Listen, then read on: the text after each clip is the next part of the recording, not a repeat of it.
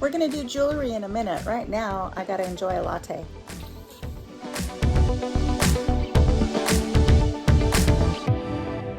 Hi everybody, it's Janine over at Slow Happy Vintage. I haven't done a video in a few days, so I had my desk all cleaned off, and then of course I had to run errands, so of course that meant I went shopping.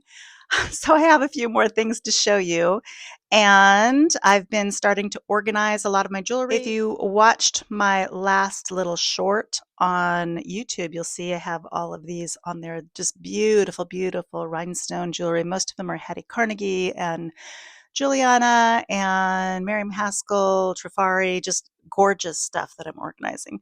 Anyway, let's flip the camera around and I'm going to show you some things. Everything I believe in this lot is going to be for sale. So if you're interested in anything, definitely give me an email. I'll let you know pricing and availability. And all right, without further ado, let's look. So all of these pieces in this little vicinity came from my favorite antique store, and prices went up there. Their necklaces are $3.50 now instead of $3, which isn't bad. This one right here is a vintage Monet. Beautiful little box chain. I'm not exactly sure what they call the chain that has, it's box, but it's got ridges on all sides. So it's like interlocking uh, boxes, I guess you'd call them. Then this one is the vintage Trifari. Took me a little while to find this one. It's just a simple chain. And maybe we'll put these on a neck at the end to show you what they look like on. This is not marked. It's beautiful. It's glass and vintage, and it's got a box clasp. But when I Google searched it, it said it's a Hobe, but I couldn't find any more information about it. And I know sometimes they weren't marked, but I don't feel comfortable calling this Hobe without a better identification. But anyway, it is a beautiful, beautiful green glass, emerald green glass necklace. And we have this one, which is another, oops, it's backwards. It's another little fetish necklace. And this is not silver, but it could be silver plate, but it's not testing as silver. And this is not testing as silver. It is mother of pearl and little carved mother of pearl birds. And then this is dyed mother of pearl. This little butterfly or moth is why I got it. It's really, really cute. Has a barrel clasp and just a lovely kind of Zuni inspired Southwestern necklace. I don't know who makes this one, but it's a very postmodern black and white striped necklace, something that you would have found in the 80s. I've sold some postmodern things before, but something about this one spoke to me. It's got a little spring ring clasp there. After that store, I went to, these were yesterday. So these, a couple of thrift stores that I went to. These are from the 80s as well. Come on, kitties. So that's what they look like. They are pierced ears. These are from the 80s. I've sold this brand before. It's called Watta, W-A-T-T-A. Very common in the 80s for these little, I guess it's enamel over brass. Little dangles and some lovely beads. Those were $3. I'm keeping this one. But these over here were $1 each. Actually, no, they were less than $1. They were supposed to be $1 each, but they decided not to charge me that much. So for whatever reason, this one is Trifari and this one is Coro. And they're just initial pins, little A's. So if you know an Annie or an Adeline or an Amy, those would be fun little gifts for them. And then this scarf clip, I just thought was really pretty. You're going to see these on another piece, these little leaves. They call them Venus leaves. And I am not going to remember who made this. I'll try to put that up on the screen. Really, really pretty. And then I went to another thrift store and found these Joan Rivers Maltese cross earrings. They are clip backs and they're missing one stone, that little blue stone. I'm going to have to find that stone. These stones are not always easy to find, so I have a couple of places that I can research and see if I can find that stone. I hope I can because those are nice earrings and I wouldn't have want to buy them if I couldn't repair them. And then this necklace is onyx and silver. Let's see if I can put this on something. Isn't that cute? I love this necklace, little hearts. I am very partial to hearts, and if this one doesn't sell, I will be very happy to keep it. It has a spring ring that is marked 925, and I'm assuming that the chain is all silver. Of course, I'll have to test it. Okay, and after that, I stopped by the bins, and I didn't get much of the bins, but I did find these Franciscan ware. I think they call this Atomic Starburst pattern. And there was a set of 3 of these that sold for $73 very recently. And I know this pattern is very popular. It's kind of come down in price, but these are they call them the elliptical cereal bowls. They're a little misshapen. They're not perfectly round.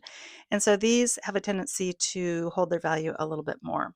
So looking forward to listing those. Okay, I'm going to show you a picture of a listing online and see if you can see the things that I would want to pick up. So there's a whole bunch of stuff in here, and there are just a few pieces that I really wanted, and I drove about 30 miles to go look at this lot, and I'll show you what I ended up finding. If you guessed this one, yes, this is the one I really wanted. This was $10 and it is Juliana. And let me see if I can get this in a better light.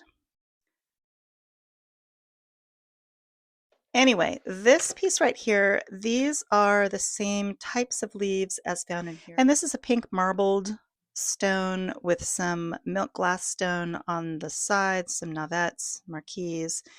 And near as I can tell, the closest thing to this online was very similar to this part right here, didn't have the dangle. It sold for like $120. So I was pretty happy with this, and I wouldn't mind hanging on to that one either. Other things I found, this is not jewelry, but I couldn't pass it up. I thought it was a compact, but then looking closer, the lady opened it up, and I'm thinking, okay, that's interesting. So what do you do with it? Well, you flip this side over and stick it in here, and it's a clothing brush. It's like a compact clothing brush, so you can brush lint and stuff off of your clothes. I thought I'd never seen anything like that. So she charged me $8 for that. She was an antique dealer, and she supports a local junior college, and she does scholarships or she's involved in the scholarship aspect of that junior college. And so all the proceeds from her sales now go to the scholarship fund. So I didn't feel so bad spending more than I really wanted to. This right here is a sterling and amber frog. I don't think he has any marks on him other than the 925. Well, it does look like he has a mark. It almost looks like just like a little check mark on it. But he's really cute, and I did pay $10 for him as well. Then she had kind of a scrap pile of things that she wasn't really sure what she was going to do with. So I rummaged through that, and I found all of these right here. She charged me $2 each for these earrings. These are hardly scrap. They're very nice earrings, but she said a lot of people had already gone through it, and these were the things that she didn't really care much about. So $2 for those. And then $2 for this, which is a Lenox Holly pin slash pendant in very good condition. And these sell for about $30. So I'm actually thinking about listing this for about 20, 22 or so. And hopefully we'll get that sold before Christmas. And then this is just a thermoset bracelet that doesn't have a clasp.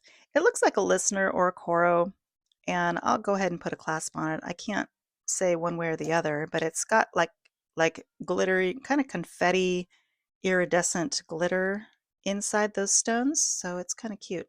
A little yellow. These are coro. I think she charged me $5 for these. And once again, not something that I probably would have picked up for $5 elsewhere, but I was there and I was making a little pile and I decided to go ahead and get those. They're really lovely. And lastly are these. I believe these are Monet. I would have to double check. I don't, or maybe they're not marked. I don't know. They're kind of cool modernist earrings though. And I thought I had a bracelet that matched this, but it turns out that one has different shapes, not just these ovals. The last stop I made on my adventure was another thrift store. And the first thing I bought was this Mary Englebright plate. Let's see if I can get a better look at it. Mary Englebright sells quite well for me, and this plate I think is selling in the $20–25 range. It was 90 cents, and I thought it was really cute, so I decided to give that a try. And then I found these. Now, I'll flash a picture of this jewelry counter at this thrift store because it's a little overwhelming, but most of it is not that great, or it's really expensive. They had some kind of unmarked, nondescript brooches in there for $30 that I would never pay $30 for. So this was all in a little bag, and the bag was, I thought it said $3.95, but turns out when I got to the counter it was $8.95.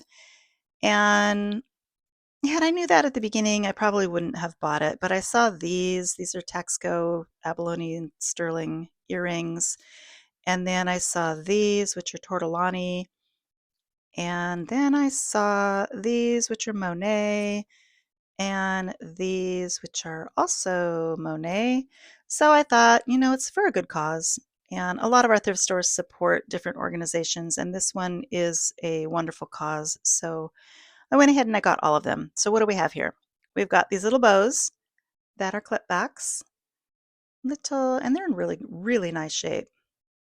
They don't look like they've been worn at all. And then we have, like I said, the Texaco Mexico abalone and sterling earrings, which are also in amazing shape. These are the tortellani lever backs with little seagulls on them, very mid-century. These I will just throw in a miscellaneous lot because they're really nothing special. I mean, somebody might like them, but they're not marked. These are also not marked. They have like a little gray glitter base, and I'm not too excited about those. And then these are Monets as well with kind of an abstract leaf design. Now, I'm putting all my Monets together because I think I might have a necklace that matches this. So I'm going to have to sort through all my Monets, and well, I'm sorting everything by makers to see if I have things that are matched up or could be matched up.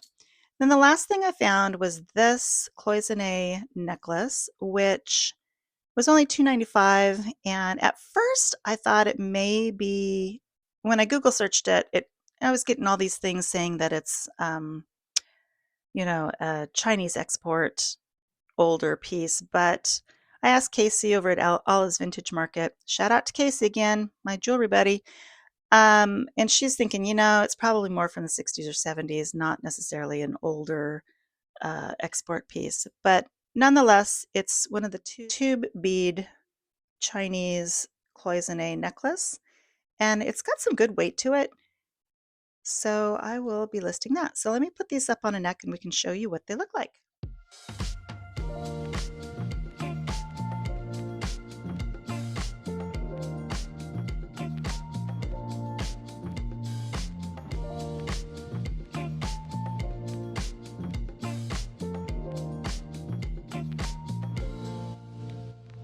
That's it for today. Once again, in the comments, let me know what your favorite piece is. And we are really close to getting 800 subscribers. When we get to 800 subscribers, I'm going to do a giveaway. And my dog's trying to crawl up here. Get there, Ray. Come here. So yeah, we're going to do a giveaway at 800 subscribers. So share my videos to your friends who you think might enjoy them. Don't forget to subscribe if you haven't, and hit the notifications if you don't want to miss any videos, because I don't post like on a certain day or anything, so you might miss them. Anyway, thanks for watching as always, and I hope you have a great day. I gotta back up.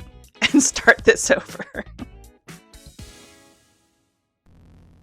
There, it's working now.